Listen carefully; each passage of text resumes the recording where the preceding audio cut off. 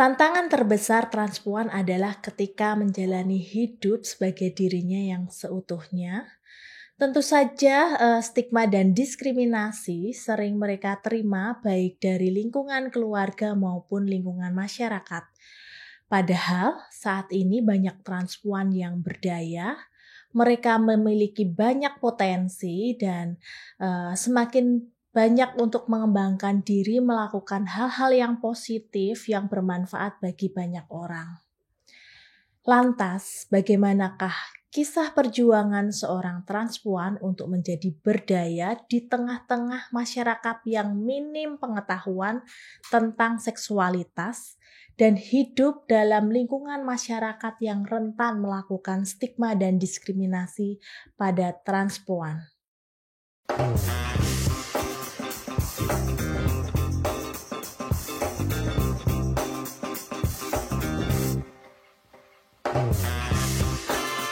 Community Development Bethesda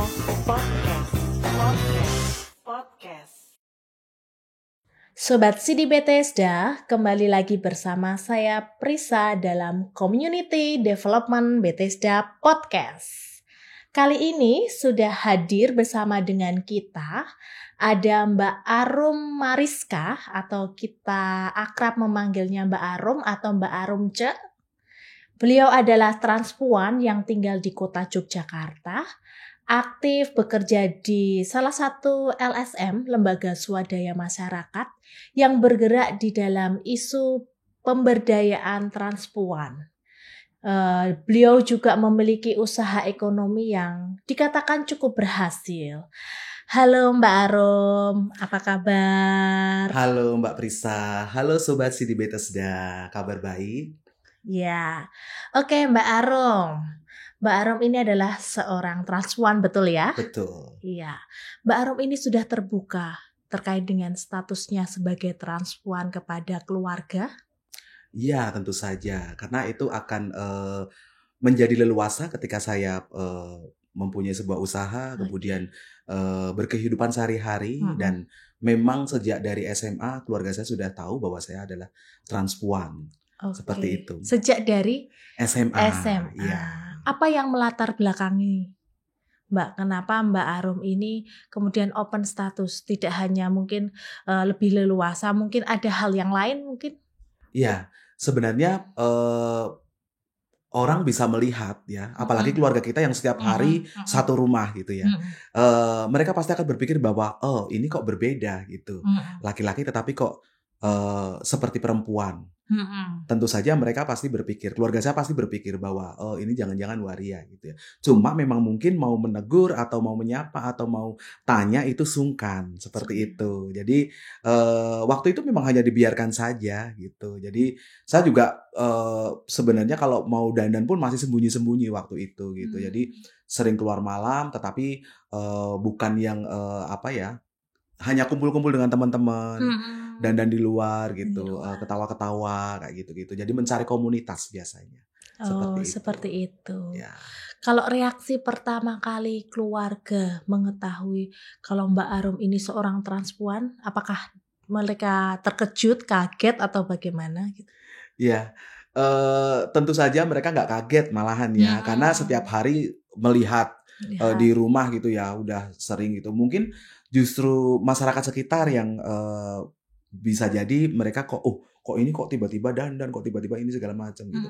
Waktu itu saya memikirkan bahwa ketika keluarga saya itu sudah menerima saya sebagai transpuan, bagaimana caranya supaya masyarakat sekitar juga lebih bisa menerima seperti itu. Nah waktu itu memang saya juga tidak langsung yang kemudian memakai bra atau yang memakai rok mini atau segala macam, karena kan transpuan itu kadang-kadang identik dengan itu ya, dengan menor dan segala macam gitu. Ya, seperti itu.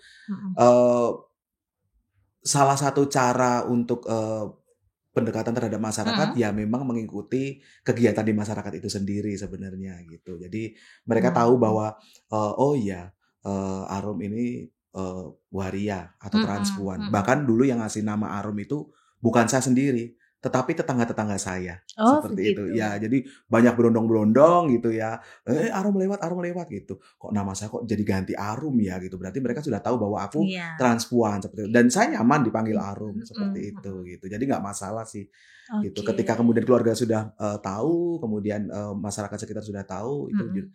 jauh lebih enak kita melangkah kemana Iya pun, gitu. iya. Seperti itu, Mbak Pris. Jadi, masyarakat kemudian keluarga, mendukung Mbak Arum, mereka menerima statusnya sebagai transpuan gitu Ya, ya? betul sekali, dan mendukung itu bukan berarti yang kemudian, eee, apa ya, istilahnya kalau di bahasa gaulnya itu, Mhm. melegalkan gitu ya. Iya. Tetapi karena memang, saya memberikan, pengertian bahwa kita sebagai Mhm. waria itu bukan keinginan kita, tetapi Mhm. memang saya sejak dari lahir mungkin memang, gender saya sudah waria, seperti itu. Mhm. Jadi kalau dikatakan, apa ya, dikatakan bahwa saya melanggar, apa, di keagamaan Keagamaan. seperti itu. Mungkin itu, pemikiran dari orang-orang. Ketika kita kaitkan dengan agama, ya saya berpikir bahwa urusan agama hanya saya dengan Tuhan yang tahu, Oke, seperti itu. iya. Nah, ketika kemudian saya diterima keluarga sebagai transpuan, ya saya memang harus, Mhm. eee,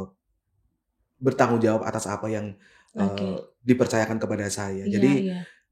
saya dipesenin sama, jadi bapak dan ibu saya Mhm itu pesan mhm. kepada saya, "Kamu mau seperti apapun, kami Mhm tidak mhm. masalah," gitu. "Tetapi Mhm mhm. memang kamu harus bertanggung jawab dengan atas apa yang, kamu Iya iya. lakukan. Terutama ya karena kamu sekarang memilih sebagai transpuan, Mhm ya mhm. kamu harus menunjukkan bahwa transpuan itu, tidak seburuk yang mereka pikir," seperti itu, Oke, gitu. luar biasa sekali Ya, ya.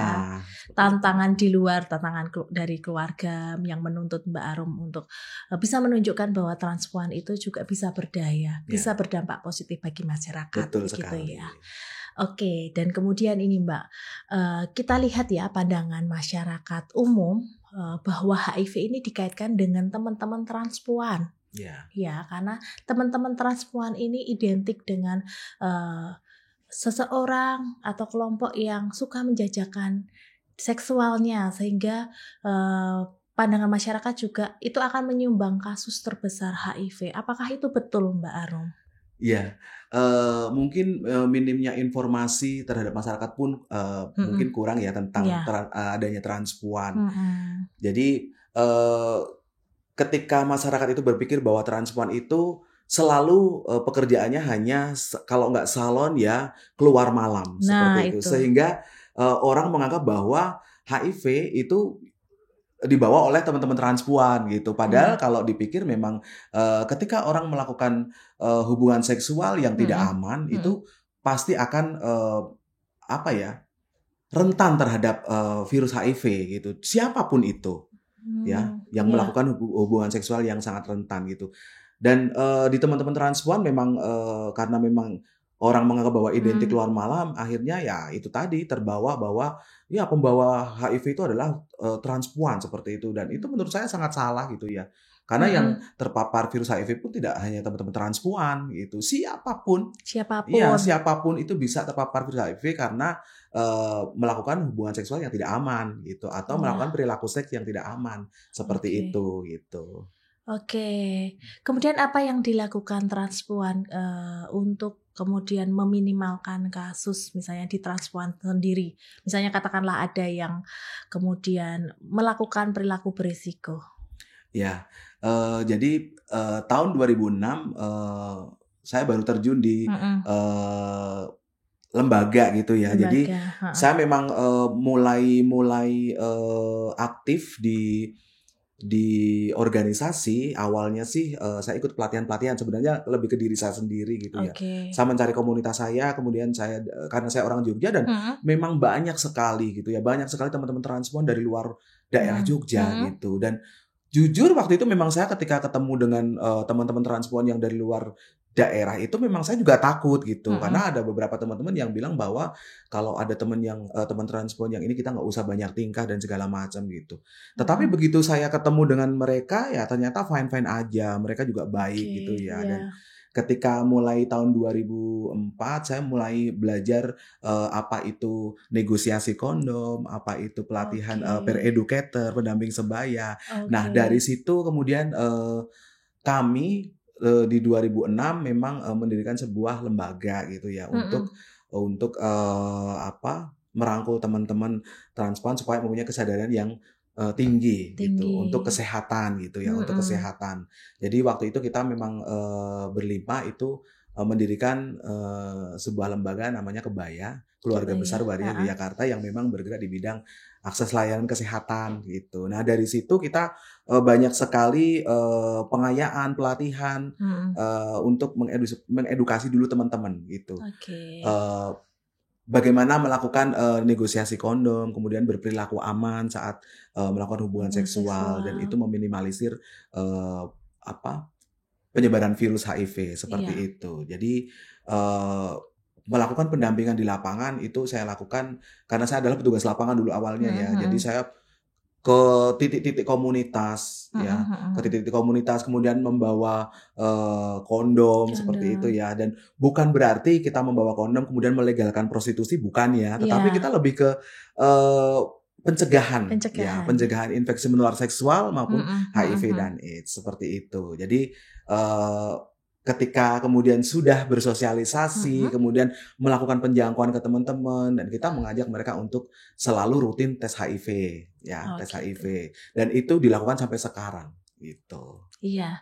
Jadi komunitas ini sangat mendukung sekali teman-teman transpuan memberikan edukasi Iya, seperti itu dan tadi ya adanya akses kondom, kemudian yang berisiko pun juga bisa kemudian sadar untuk tes atau sesama anggota transpuan yang di dalam komunitas itu mengajak untuk tes HIV begitu ya. betul Oke, sekali. luar biasa sekali. Ya, Tadi kalau kita dengar tadi ya, pembicaraan dari Mbak Arum, ada Yayasan Kebaya, betul. seperti itu. Itu Yayasan Kebaya itu bergerak di bidang apa saja supaya Sobat Sidi Bethesda ini tahu seperti apa sih Kebaya dan sejak kapan sih Mbak Arum kemudian masuk ke Yayasan Kebaya, gitu? Iya, kebetulan saya adalah salah satu pendiri Yayasan Kebaya Mhm, gitu. Dulu ada 5 orang dan saya diambil yang paling muda yang bisa aktif di lapangan gitu ya. oke.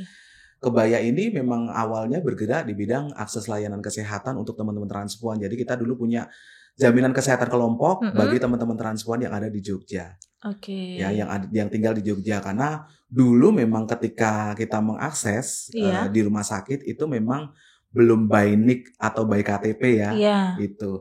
Jadi dulu masih bisa pakai jaminan kelompok gitu. Jadi kita Mhm. misalnya ada yang teman-teman ada yang sakit, kemudian kita bawa ke rumah sakit itu dengan jaminan kelompok itu sudah bisa gitu. Oke, berarti Mas Seperti ada itu. kepedulian ya dari, pemerintah? Ada, jadi kita waktu itu memang bekerja sama juga dengan dinas kesehatan, pihak Mhm. rumah sakit, puskesmas, memang dari dulu kita bekerja sama.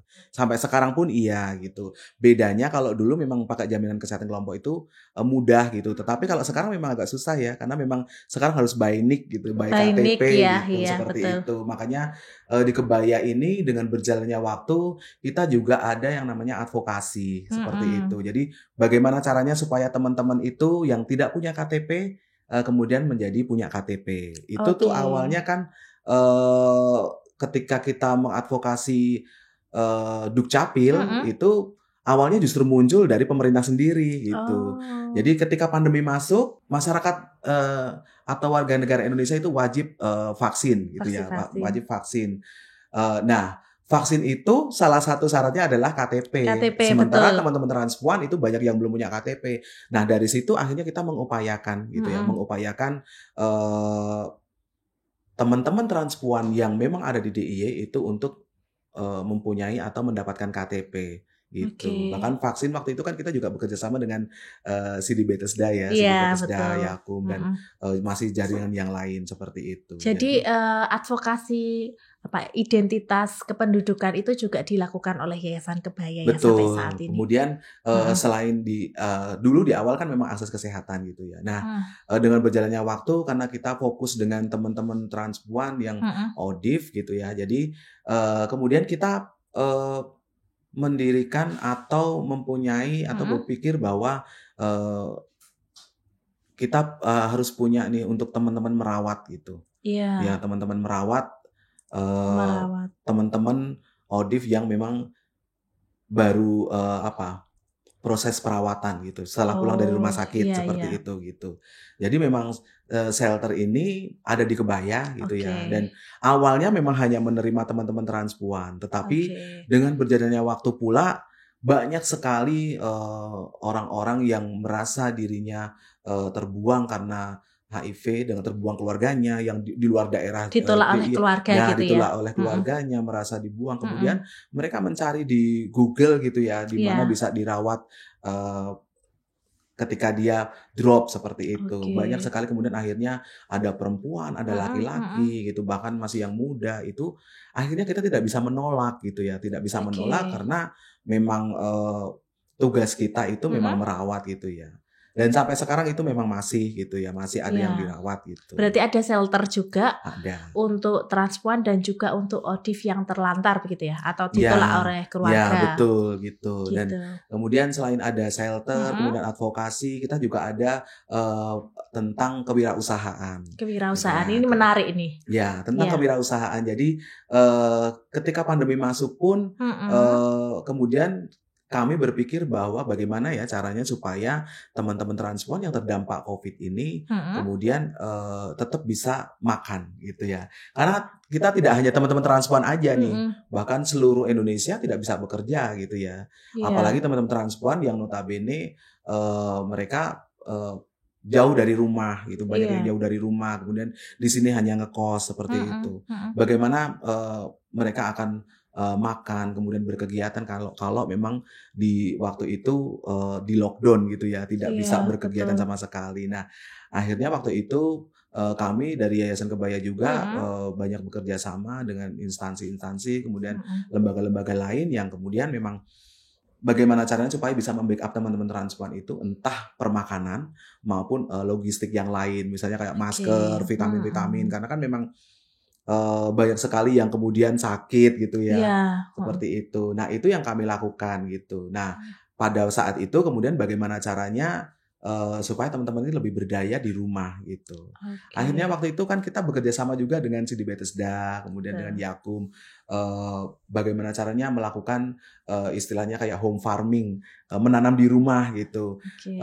Misalnya menanam kangkung atau sayur-sayuran yang Sayuran, lain, mhm. itu yang bisa diolah untuk makanan kita sendiri, Paling seperti tidak itu. untuk dirinya sendiri gitu Ya, ya? paling tidak untuk menyambung hidupnya Dirinya dia dia sendiri, sendiri, seperti mhm. itu. Kemudian, budidaya lele Budidaya itu juga pernah kita lele, lakukan, yang bekerja sama mhm. dengan lembaga lain, seperti itu. Nah, dari situ kemudian, kami dari Yayasan Kebaya bahkan dari, Mhm, beberapa mhm. komunitas memang, mencoba untuk membuat sebuah proposal yang, Mmm, berbunyi untuk, tentang permakanan lah ya. Ya pemakanan. seperti itu, gitu. Dan Mhm. akhirnya, bisa lari sampai ke, kewirausahaan UMKM Keusahaan. teman-teman transpuan. Mhm, Bagaimana mhm. caranya supaya teman-teman yang punya usaha, yang sudah Mhm. tidur ya, istilahnya sudah tidur, bisa bangun kembali, seperti itu, Seperti itu, gitu. untuk melakukan usahanya Ya, lagi untuk ya? melakukan usahanya kembali, Mhm. supaya mendapatkan penghasilan kembali yang bisa Oke. dijual secara online, seperti Iya. itu, gitu. Oke, oke. Semakin banyak dukungan yang Iya, diberikan untuk betul, betul support dari sekali. ekonomi mereka Iya, gitu ya. betul betul. Oke, selain bekerja di kebaya, Mhm. Mbak Arum itu juga mengembangkan bisnis ya sepertinya? Iya Iya, bisnisnya apa saja sih?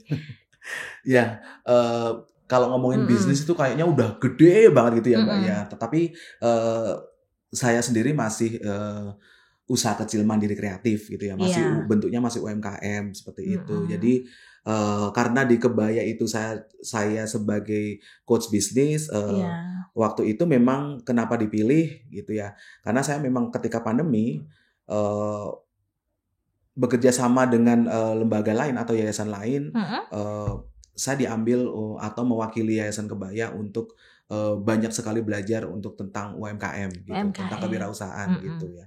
Bagaimana caranya penghitungan, harga pokok penjualan, kemudian bagaimana cara penjualan, Oke, marketingnya seperti apa, bagaimana handling komplain gitu ya. oke, Jadi luar memang biasa.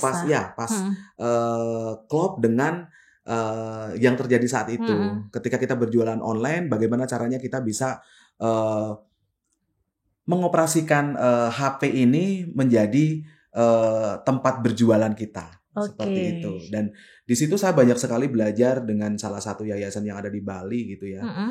itu bagaimana caranya kita, memfoto produk kemudian menjadikan itu, promosi dan menarik perhatian para konsumen, Oke. seperti itu. Nah, ketika Iya. kemudian memang, produk saya itu, sudah dikenal gitu ya, Iya. di-upload di Instagram, di Facebook, kemudian di Mhm. WhatsApp seperti itu, ya akhirnya kalau bisa, di branding itu sendiri kita memang, eee, tanpa kita bicara, kita sudah Mhm. dikenal gitu. Jadi misalnya nih, saya kan kebetulan punya usaha Shibori dan Ecoprint, itu salah satu, Mhm. yang saya, geluti Mhm gitu ya, mhm. di bidang, fashion gitu ya. Mhm. Ketika saya selalu, ikut pameran, kemudian ketika saya selalu, melakukan promosi tentang Mhm Shibori, mhm. jadi orang sudah tahu ketika melihat orang lain memakai Shibori, "Heh, Mmm. arum Shibori." Nah, kayak gitu. Akhirnya mereka, Oke. sudah apa ya, sudah apa ya, menitik bahwa, Shibori itu punya arum. Padahal Shibori itu kan punya orang banyak gitu Betul ya. Cuma betul. bagaimana caranya supaya kita punya ciri khas Iya. tersendiri, seperti itu. Mhm. Nah, dari situ, mulailah kemudian, banyak Mhm. program-program yang di Yayasan Kebaya itu yang, Mhm. merangkul teman-teman UMKM, untuk masih atau lebih bisa hidup lagi, seperti Mhm itu. Jadi waktu mhm. itu yang kami lakukan di Yayasan Kebaya adalah, ketika kemudian kita punya program, ya yang dilakukan pertama adalah asesmen. Asesmen. Asesmen kita lakukan 5 kali, jadi setiap satu Mhm. kali asesmen itu ada 40 teman transpuan. Mhm. Nanti akan kita, kecilkan lagi, kita lihat apakah mereka Mhm. benar-benar punya usaha atau tidak, Oke, seperti itu. itu bagian dari pendampingan Ya, Harum bagian ya? dari pendampingan yang, Oke. kami lakukan, sebetulnya Mhm. gitu gitu ya, di, Mhm. wirausaha gitu. Jadi Iya. kita melakukan itu asesmen di awal, kemudian Mhm. kita lihat, apakah dia sudah punya usaha. Jadi ketika sudah kita kumpulkan 40 kali 5 gitu ya, Mbak, Oke. 40 kali 5 itu Mhm. kita lihat apakah mereka punya usaha kemudian tidak dijalankan, kemudian Mhm. mereka punya pekerjaan lain. Ada juga yang nanti, kita lihat bahwa masih punya usaha tapi dia buka usaha lain, Iya. seperti itu, Mhm. atau ganti usaha lain. Mhm mhm. Ada juga yang masih bertahan seperti itu. Nah, Mhm. dari situ kita tahu, kebutuhan teman-teman apa gitu ya. Karena kita Oke. mengasesmen itu juga kita catat bahwa selain, Oke. kebutuhan, apa, misalnya nih, promosi misalnya Mhm mhm. atau, eee, Promosi juga. pembekalan untuk, apa, kelengkapan kewirausahaan itu apa Mhm. saja gitu, atau foto produk atau apa, seperti itu kita catat dan akhirnya kita, melakukan, pengayaan atau pelatihan yang kemudian melibatkan, dinas-dinas tertentu atau terkait ya, seperti Mhm. misalnya dinas koperasi, kemudian, apa, universitas juga kita libatkan gitu ya. Oke. Itu Heeh. untuk, menjadi narasumber kita, di kewirausahaan. Jadi Oke. teman-teman yang terpilih gitu ya, Mhm. itu kita ajak nih, kita ajak Mhm. untuk, belajar bareng tentang, UMKM, Iya seperti iya itu. iya. Nah, jadi ketika saya sendiri, dipercaya sebagai, coach bisnis, saya juga harus Mhm bisa mhm. menunjukkan bahwa saya mempunyai sebuah usaha yang tidak mati gitu, Mhm mhm. ya, tidak mati. Jadi orang akan, melihat bahwa, oh iya usahanya Arum itu memang, tetap ada gitu. Misalnya, Mhm mhm. Shibori dan Ecoprint gitu. Dulu saya Shibori, Mhm. di awal tahun 2019 itu, banyak sekali orang yang bikin Mhm Shibori gitu, mhm. tetapi kita memang harus punya, eee, apa, ciri khas Ciri khas tersendiri sendiri. ya, harus Betul punya ciri betul. khas tersendiri. Nah, dari Mhm. situ kemudian ketika, oh udah banyak nih yang bikin Shibori, akhirnya Mhm. saya, berinovasi lagi gitu ya, Mhm. mempunyai, belajar Ecoprint gitu, Mhm belajar mhm. Ecoprint, akhirnya saya bikin Ecoprint, Oke. gitu. Dari situ, baru kita kembangkan Ecoprint dijadiin apa, Shibori dijadiin apa, seperti itu, gitu. Itu, Oke. salah satu usaha saya gitu, walaupun saya juga ada punya catering, kemudian, Catering bikin juga kue bikin ya, kue. bikin kue, pokoknya apapun yang menghasilkan dan hasil dari pelatihan itu wajib kita praktekkan, gitu. Seperti Oke. itu, Mbak. Kemudian, produk kayak tadi banyak ya, ada Iya Shibori, kemudian ada iya Ecoprint, betul, kemudian ada catering juga. Nah, heeh. yang paling kemudian menguntungkan atau menghasilkan profit yang luar biasa itu yang mana? Tentu saja yang produk fashion ya, karena Fashion ya. ketika kita bikin shibori, kalaupun belum laku dalam kurun waktu 1 atau 2 bulan, dia tidak akan Oke. basi gitu Oh ya. iya Jadi bisa betul. kita simpan atau kita tetap melakukan promosi. Oh Ya, gitu ya. kalau misalnya memang itu belum laku, kita jadikan baju. Baju. Ya, Heeh. misalnya dijadikan outer, kemudian Ya. kita jadikan masker, itu juga bisa seperti itu. Iya. Jadi memang eh, kita tidak berhenti di situ aja. Seperti yang saya bilang, kita harus bisa berinovasi.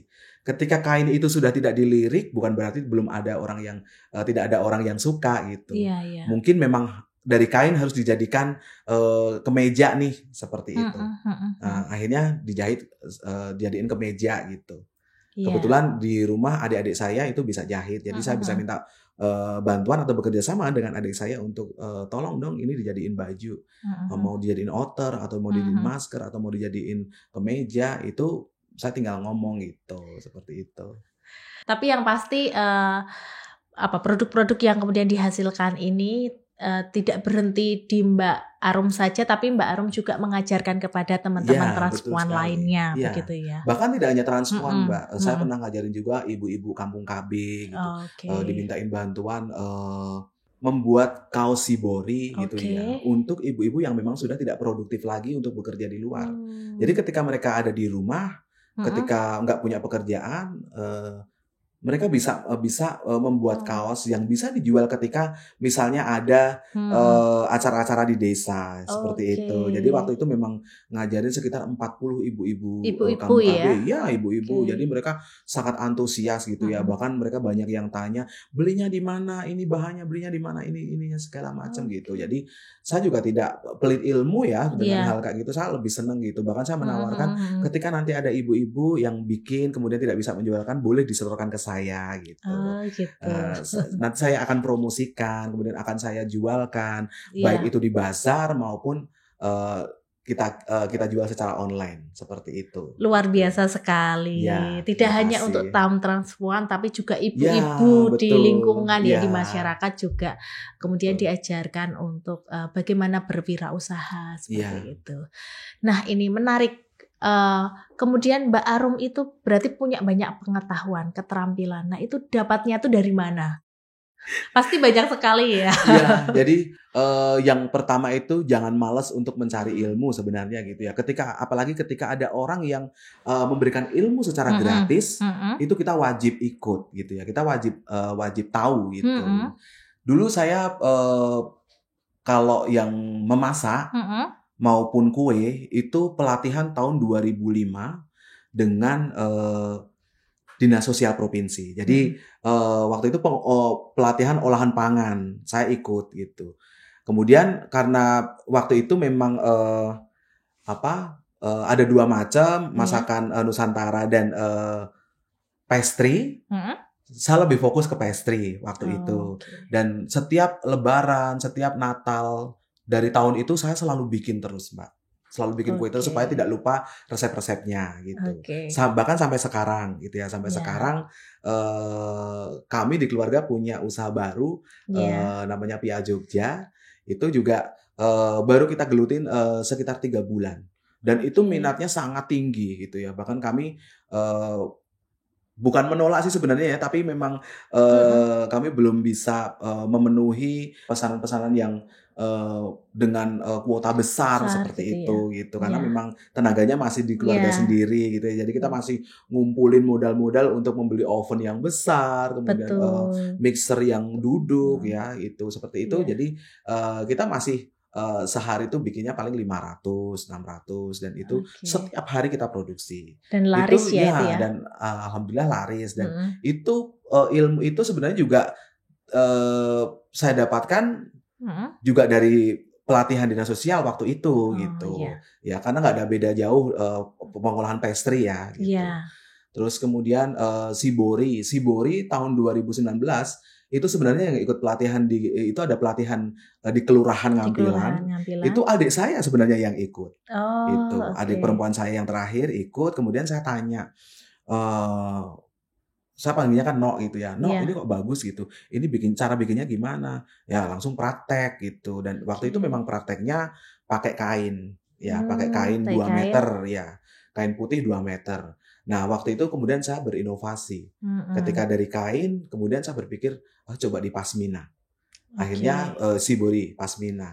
Kemudian dari pasmina, kenapa nggak kita coba di kaos? Akhirnya sampai sekarang kita bisa mencobanya di kaos gitu. Seperti itu. Nah, kemudian dari diajarin adik saya, kemudian saya juga ngajarin teman-teman, ngajarin ibu-ibu di kampung seperti itu. Kemudian saya berpikir, oh, shibori juga sudah banyak, kayaknya ekoprint bagus juga nih gitu. Nah, ekoprint ini kemudian saya juga belajarnya secara otodidak di awal ya. Secara otodidak, melihat di YouTube, kemudian melihat adik saya gitu ya, adik saya yang lagi bikin ekoprint, ini caranya seperti ini, caranya seperti ini gitu. Dan kemudian ketika kita punya program di Yayasan Kebaya untuk pembuatan kain gitu ya, batik gitu ya, diusulkan untuk membuat ekoprint. Nah, waktu itu kemudian saya ikut belajar dan akhirnya juga bisa mengembangkan sendiri. Waktu itu yang kita pelajari ekoprint itu hanya di kain juga gitu. Akhirnya coba di pasmina, coba di kaos, akhirnya sampai sekarang pun masih bikin gitu ya. Ekoprint di kaos juga gitu, dan itu menjadi produk unggulan sebenarnya kalau kaos-kaos itu. Seperti itu gitu. Jadi gitu. Dari pelatihan-pelatihan yang kemudian ada dari Dinas Kesehatan, kemudian tadi dari Dinsos Provinsi, kemudian ada dari Ngampilan tadi itu ya. Kelurahan Ngampilan. Kemudian dikembangkan sendiri. Kemudian dimodifikasi sendiri, dari situ kemudian diajarkan kepada teman-teman yang lain, begitu. Bahkan, ya. Ketika kita mempunyai sebuah tanggung jawab atas produk kita ya, ketika ikut pameran, kemudian banyak pesanan seperti itu, kita harus bertanggung jawab dengan usaha kita gitu. Jadi jangan sampai mati gitu ya, jangan sampai tidur, karena kita sayang sekali kalau sudah dikenal masyarakat. Kemudian tiba-tiba hilang begitu aja, masih bikin, Mbak aku mau pesen ini, aku udah nggak bikin gitu. Kan sangat sayang ya gitu. Sangat sayang sekali. Kenapa tidak kita bikin yang banyak, kemudian disimpan pun juga tidak bakalan busuk ya. Ketika ada pameran kita tinggal bawa seperti itu. Dan hari ini pun saya juga ikut pameran sebenarnya gitu, tetapi masih bisa ditinggal gitu ya. Masih bisa ditinggal gitu. Jadi di usaha ini kemudian bagaimana caranya supaya kita bisa bekerja sama dengan instansi terkait gitu ya. Salah satu contoh misalnya dengan Dinas Koperasi atau dengan Dinas Pariwisata seperti itu ya. Jadi ketika saya mempunyai atau diajak bazar gitu atau pameran yang kemudian melibatkan orang-orang dinas gitu, ternyata kita dicatat nih nomor WA, kemudian brands kita apa gitu, dan dihubungi sama mereka, Arumca Collection gini kayak gitu ya. Kemudian maukah ikut kegiatan di pojok ekrafnya Dinas Pariwisata Provinsi? Oh ya boleh Ibu gitu. Akhirnya setiap ada pameran kita selalu dikasih tahu. Gitu. Selalu dikasih tahu dan itu sering banget Mbak. Gitu. Kemudian ditanya apakah sudah punya NIB, apakah sudah punya legalitas yang lain seperti itu. Nah kebetulan ketika kita melakukan pendampingan ke teman-teman transpuan, memang goalnya adalah salah satunya adalah memiliki nomor induk berusaha seperti itu. Jadi ketika kita mendampingi teman-teman, kita juga mendorong teman-teman untuk mempunyai NIB. Dan waktu itu kerjasama dengan Dinas Koperasi memang untuk membantu teman-teman berproses pembuatan NIB gitu. Dan saya pun waktu itu memang sudah mengawali mempunyai NIB yang berbasis resiko tinggi gitu ya, karena kan saya shibori ya, jadi harus ada pengolahan limbahnya gitu di rumah seperti itu gitu. Jadi memang banyak teman-teman UMKM yang sekarang sudah punya NIB juga gitu. Luar seperti biasa. Itu, jadi dari pengalamannya kemudian ditularkan juga kepada teman-teman yang lain betul sekali gitu, karena memang penting kita bekerja sama dengan dinas ketika kemudian banyak sekali pameran-pameran yang kita ikut secara gratis gitu. Seperti itu. Jadi kalau kita melihat atau kita tadi kemudian menyimak ya, bagaimana tadi yang disampaikan Mbak Arum bahwa berwirausaha itu harus membutuhkan ketekunan, betul ya? Betul sekali. Ketekunan. Selain itu juga berjejaring, akhirnya produk itu kemudian dipasarkan secara luas seperti betul itu. Sekali. Mungkin ada tips lainnya yang bisa kemudian mengembangkan produk tersebut atau kemudian membuat pasar lebih luas, itu apalagi Mbak Arum? Sebenarnya tadi sudah disebutkan sama Mbak Prisa, salah satunya adalah jangan menutup jejaring kepada siapapun Iya. gitu. Karena itu adalah media promosi gratis paling bagus dan paling jitu ya menurut aku ya, untuk mempromosikan produk kita. Misalnya saya kenal sama Mbak Prisa nih, saya kenal sama Mbak Prisa ini orang yang sibuk gitu ya, sibuk keluar kota, sibuk kemana-mana, gitu ya. Kemudian saya memberikan produk saya cuma-cuma kepada Mbak Prisa. Mbak Prisa, gitu. ini tak kasih kaos Shibori atau baju Ecoprint misalnya seperti itu. Setelah podcast ini ya. Terbandrol ya kalau itu ya. Gitu. Jadi saya memberikan itu, kemudian harapannya adalah ketika orang-orang yang sibuk gitu ya, orang-orang penting gitu ya, kemudian bertemu dengan orang-orang jaringan di luar sana, sekalian secara tidak langsung mempromosikan baju kita gitu ya, secara gratis. Jadi mungkin bajunya bagus, beli di mana? Oh ini saya beli di Aromca gitu ya, Aromca Collection seperti itu. Nah itu adalah salah satu promosi terbaik menurut saya ya. Secara udah gratis, kemudian jitu lagi gitu ya, dan bisa sampai kemana-mana. Tidak harus membayar, tidak harus mengendorse orang untuk mengeluarkan produk kita gitu, untuk mempromosikan produk kita seperti itu gitu. Cuma memang ketika saya dulu belajar banyak dengan yayasan, salah satu yayasan yang ada di Bali, memang waktu itu saya mendapatkan pelatihan yang kemudian saya dapat free promosi, mendapatkan digital marketer yang dibiayai oleh Sampurna untuk Indonesia gitu. Jadi saya gratis promosi setiap bulannya itu 250, dan itu yang ngurusin adalah digital marketer. Saya hanya tinggal mengirimkan foto, kemudian harga, itu sudah ada yang mempromosikan sendiri, dan itu sangat berpengaruh sekali. Itu saya dapatkan 2 kali. Gitu. Keren sekali ya. Dengan kekuatan berjejaring itu tadi ya. Ya, jadi jangan sampai menutup jejaring ya, apalagi dengan UMKM gitu ya, berjejaring dengan UMKM. Ya, pokoknya jangan pernah menutup jejaring dengan siapapun. Ya, karena itu adalah media promosi terbesar buat kita. Iya. Gitu. Ini terakhir nih Mbak Arom ya. Pesan kepada Sobat CD Bethesda itu apa? Mungkin dari sisi teman-teman yang transpuan yang belum berdaya atau masyarakat, begitu bisa disampaikan kepada Sobat CD Bethesda. Iya, untuk Sobat CD Bethesda, pesan saya ketika kita mempunyai sebuah usaha, jangan pernah patah semangat ya, jangan pernah patah semangat, jangan menutup jejaring dengan siapapun gitu ya. Jadi teruslah berusaha, menggali potensi kita sendiri, karena yang bisa menyetir diri kita adalah diri kita sendiri gitu ya.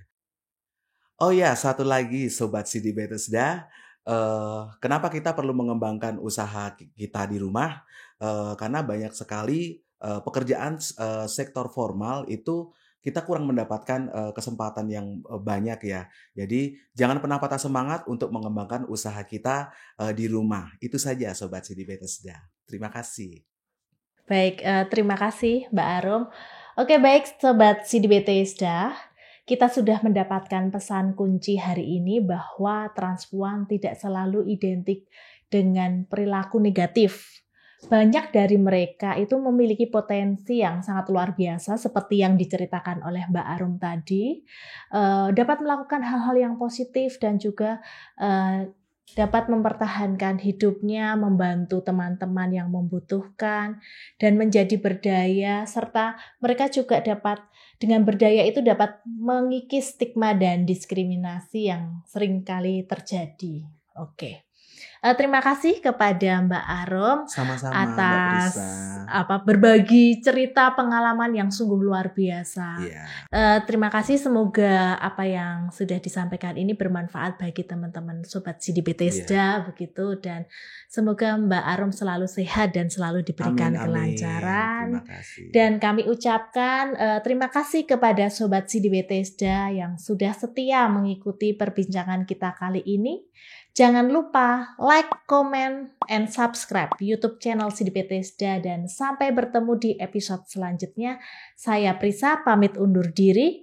Dukung orangnya, cegah virusnya. Stop stigma dan diskriminasi. Semua setara, akhiri AIDS.